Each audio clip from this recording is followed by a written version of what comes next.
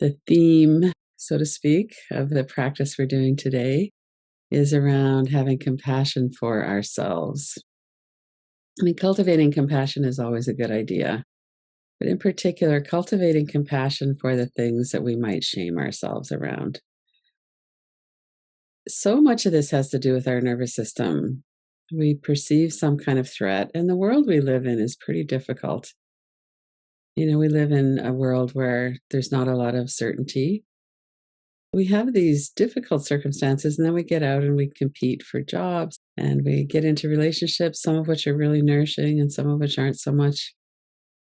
And all of this happens in our nervous system. Our nervous system remembers everything that's ever happened to us, and its job is to try to keep us safe. And one of the ways that it does that is through its negativity bias. It remembers all the bad stuff so it can warn us against that.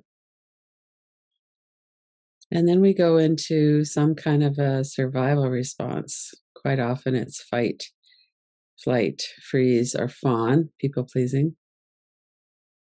And then we shame ourselves for that. What we're going to do today is to bring ourselves into connection with all of the parts of ourselves that believed that that was the best way to go. Take a few deep breaths if that feels okay, and notice, what does that feel like in your body right now? What we're going to do in this practice is connect with and cultivate compassion for our unwanted parts, the parts of us that we shame.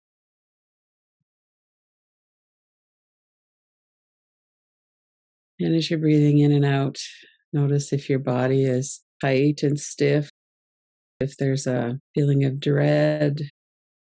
There are really good reasons why we disconnect from ourselves. And if we're looking at living our life, we need to be alert and aware, but not hypervigilant, because when we're hypervigilant, we overestimate danger. And then that puts us into a fight, flight, freeze, some kind of a response. Ideally, we can see clearly. Our body is regulated, meaning that we know that we're here, we're not in the past. We're not in the future where we might be worrying about some things. That the ruminating about the past or thinking about the future is at a level that's not too strong. We all do those some of the time. So tuning into what's here for you right now, what are you noticing?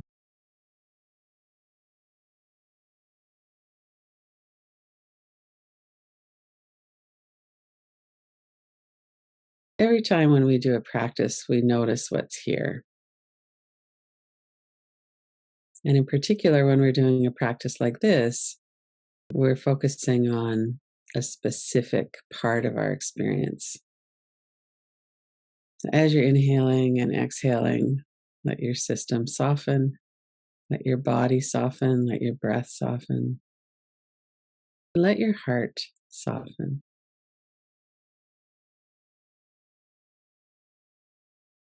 Just for this 20 minutes, we can come into a calmer, more nurturing relationship with ourselves. That might start with our body. We could notice, what are we holding tight in our body?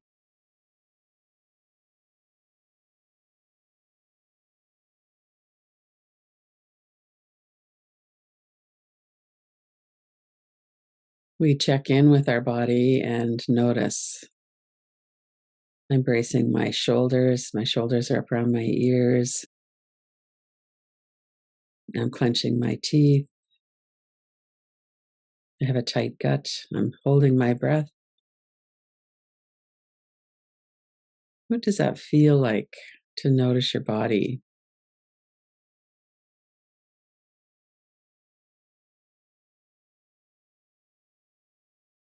Let's take a moment to relax the different parts and areas of our body. We might have a tension in the forehead or eyebrows. We could soften as we breathe out.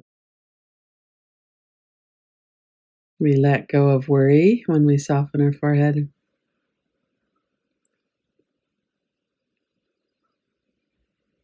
Notice your mouth and jaw, your neck and throat.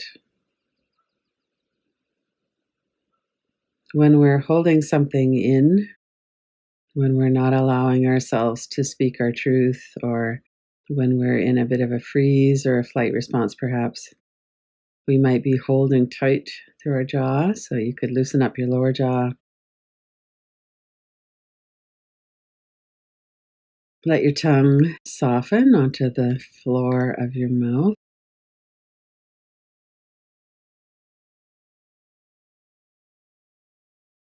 When we're in an anger response, a fight response, we might have a lot of energy and words just pouring out of our mouth. Or when we're anxiety talking, similar. Sometimes we're clenched and held, and other times there's words coming out of our mouth that we maybe don't really want to be expressing that way. Our mouth and jaw can hold a lot of energy.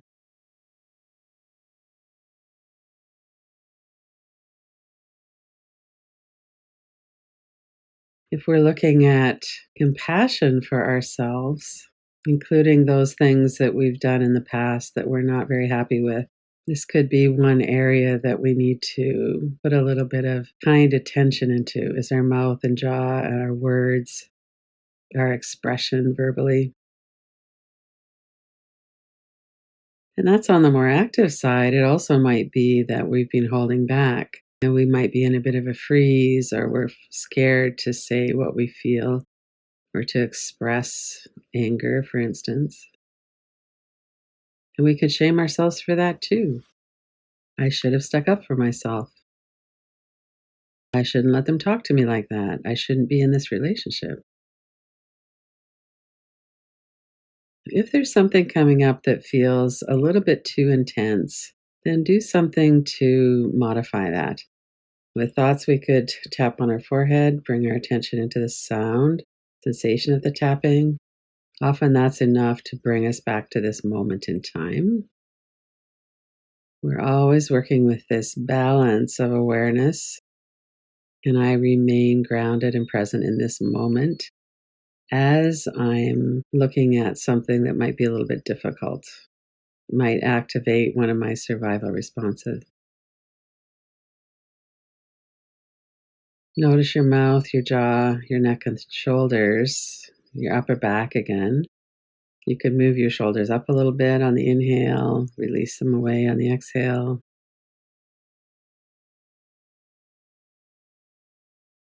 Come into your heart area again. We can do that partly by noticing the muscles of the chest. We could soften those muscles if we're tight. Notice the front and the back of your heart center. The large muscles of the chest, large muscles that come from our shoulder blades up through our upper back to the shoulders. And then come a little bit more interior and let your heart soften towards yourself. We can let the muscle soften, and we can also let our attitude soften, or our approach, especially if you find that there are some parts of yourself and some of your history that you've locked out or locked down. Allow those back into your heart. We're not going to be pushy about this. We're noticing, we're doing a quiet inquiry.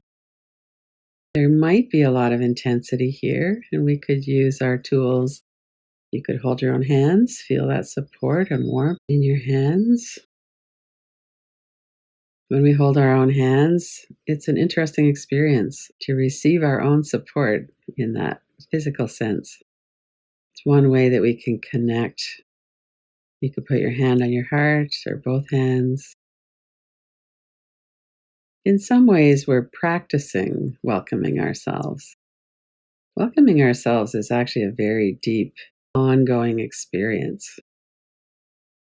When we are not able to see what's really here, we're not able to accept what's really here, then we have to find some way to deal with that.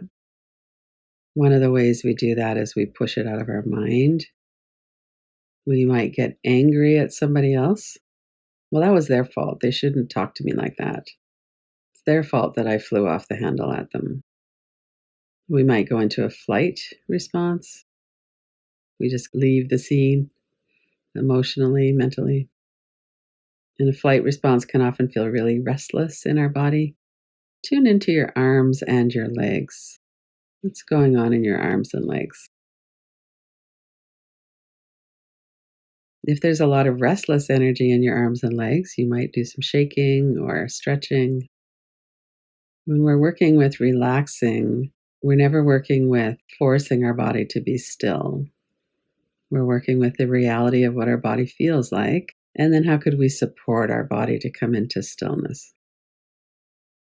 It's another one of those complicated, nuanced processes. Part of it is simple. We could move our limbs, our arms and legs, let them shake out the energy.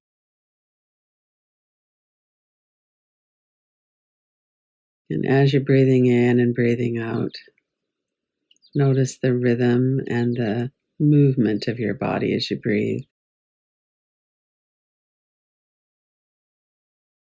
One of the wonderful things about the breath is that when we breathe with that smooth diaphragmatic breath, maybe we're breathing out a bit longer than we're breathing in, is that that signals safety to the nervous system.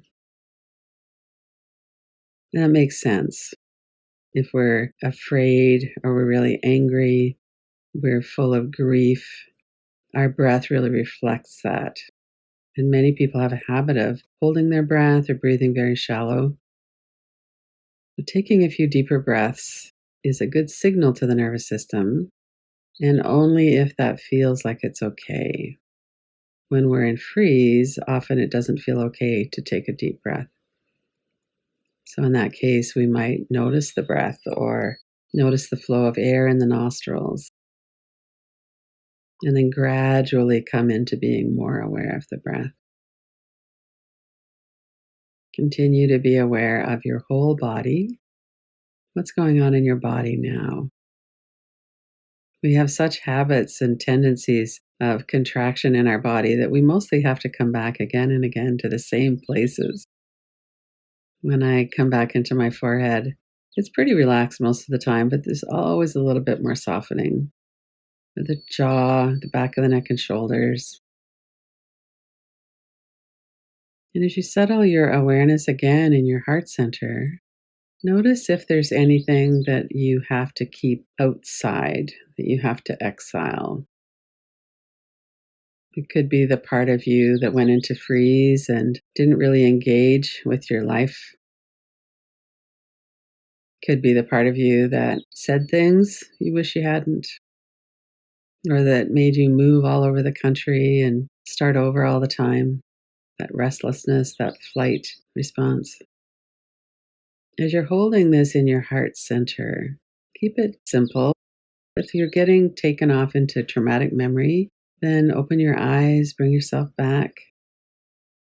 See if you could invite that part of you that maybe you've shunned or don't really feel comfortable with.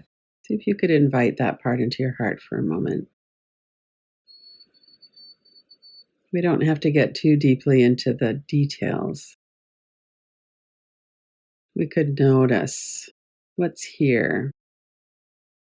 Could I bring that child who hid out all the time and got so involved in daydreaming or screens or something? But can you bring that younger part of you, whatever it is, whatever age, whatever it is that you feel like you really did wrong, can you bring that part of you into your heart for a moment?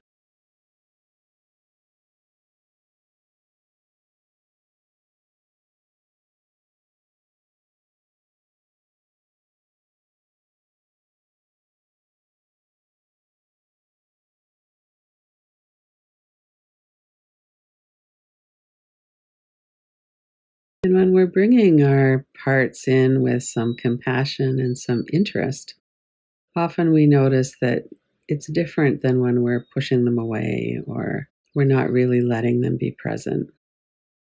We might have more of a sense of what was going on.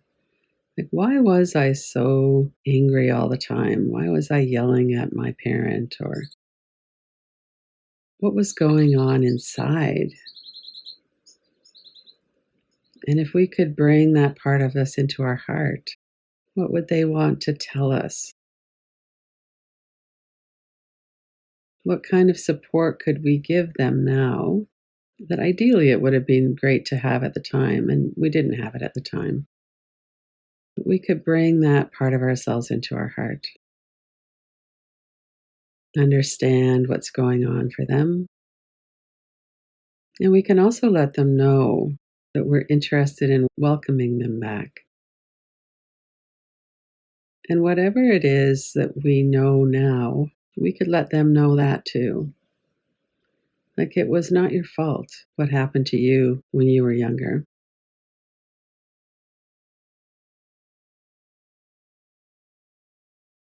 We might wish we hadn't done something or that we had done something different.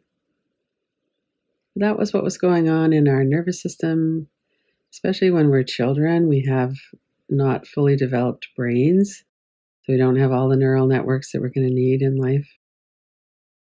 We might have developed neural networks for protection instead of connection. Now, as we hold all of ourselves, and especially those parts that were not welcome, that we had to push out, we could let ourselves know that we're safe now.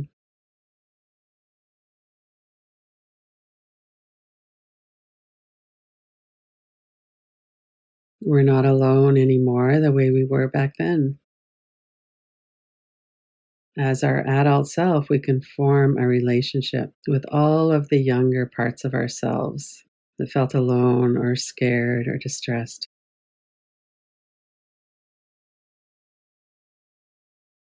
Keep those in your heart. Let's focus in on the heart center for a while again. You could put your hands on your heart if you want. Remind yourself physically, all of me is welcome here. And if that doesn't feel quite so true yet, maybe it's I'm wanting to open up my heart so that all of these parts of me can be here, be seen, be welcomed, be understood. Let yourself rest with that for a moment.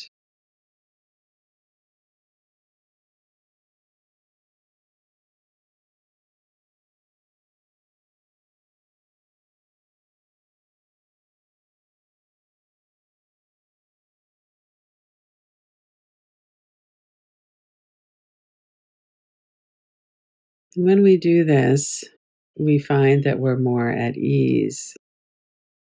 Our body is more relaxed, our breath is more full, continuous, and smooth.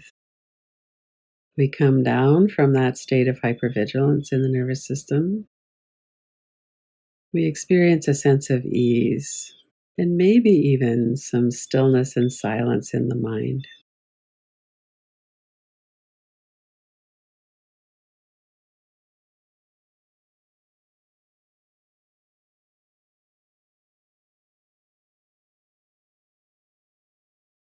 Understanding our nervous system can be a big help in stopping the shame and the blame.